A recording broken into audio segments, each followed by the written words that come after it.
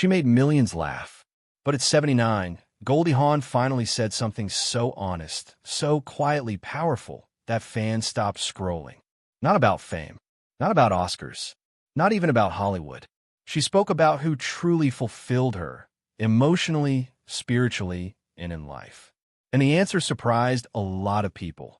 For decades, Goldie Hawn was Hollywood's sunshine girl. That laugh, those bright eyes, that effortless charm. She played the bubbly rebel, the ageless beauty, the woman who didn't need marriage to feel complete. But behind that golden glow lived a story built on discipline, heartbreak, reinvention, and one of the most unconventional love stories in entertainment history. And now, nearing 80, Goldie is finally telling it straight. Let's rewind. Part 1, before the spotlight, there was rhythm. Goldie was born in Washington, D.C. in 1945, right as America was learning how to breathe again after the war. Her home was filled with music and movement. Her mother taught dance. Her father played jazz. By age 3, Goldie was already in ballet class. By 5, she was performing. Not because anyone pushed her, because she had to move. Dance came before acting. Discipline before applause.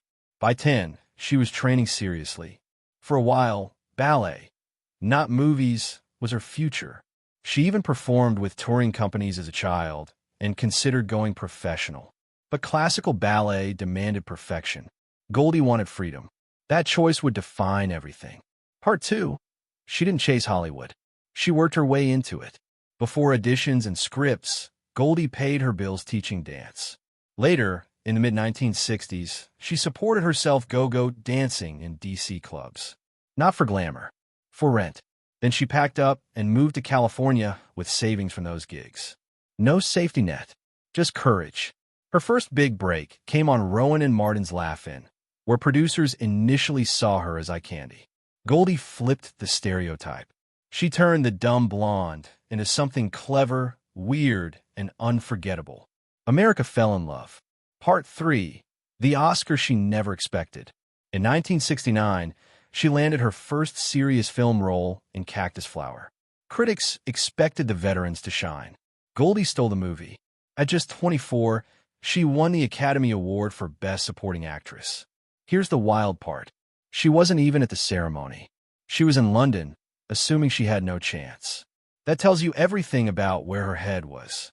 She didn't think she belonged yet. Hollywood disagreed. Part 4. 2 marriages, 2 breakdowns, and 1 hard truth. Goldie married young. Twice. Her first marriage faded as fame exploded. Her second, to musician Bill Hudson, brought her 2 children, Kate Hudson and Oliver Hudson. That marriage ended painfully.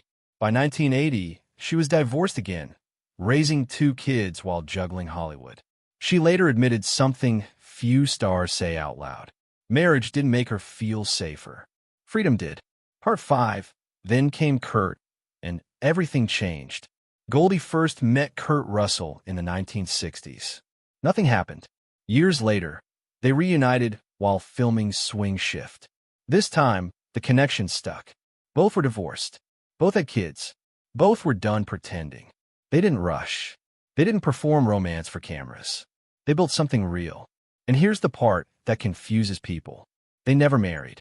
Not once. Goldie explained it simply. They wanted to choose each other every day, not feel obligated by paperwork. For decades later, they're still together. In Hollywood terms, that's a miracle. Part 6. What Goldie finally admitted at 79. As she approached her late 70s, Goldie began speaking differently about love. Slower, deeper, less performative. She said fulfillment doesn't come from weddings, headlines, or even success. It comes from feeling emotionally safe, laughing together, growing side by side, choosing your partner every morning. She made it clear that Kurt wasn't just her companion. He was her peace. Not flashy love, sustaining love. That's what she meant when she talked about being truly satisfied. Not physically, not romantically alone, but in life. After everything she'd lived through, this was the relationship that held. Part 7. Walking away from Hollywood on her own terms. In the early 2000s, Goldie quietly stepped back from acting. Not because she couldn't get roles, because she didn't like the ones being offered to women over 50.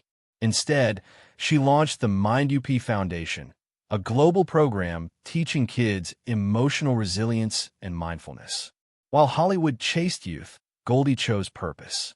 She studied neuroscience, visited classrooms, built something that would outlast box office numbers. That tells you who she really is. Part 8. Grandmother, mentor, human being. Today, Goldie is deeply involved in her grandchildren's lives. She teaches them emotional awareness, kindness, presence, not fame, not image, peace.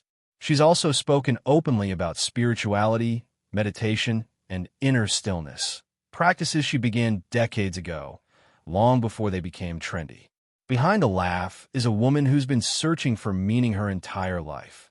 What Goldie Hawn's life really teaches. Goldie Hawn's story isn't about staying young. It's about staying honest. She failed at marriages. She questioned Hollywood.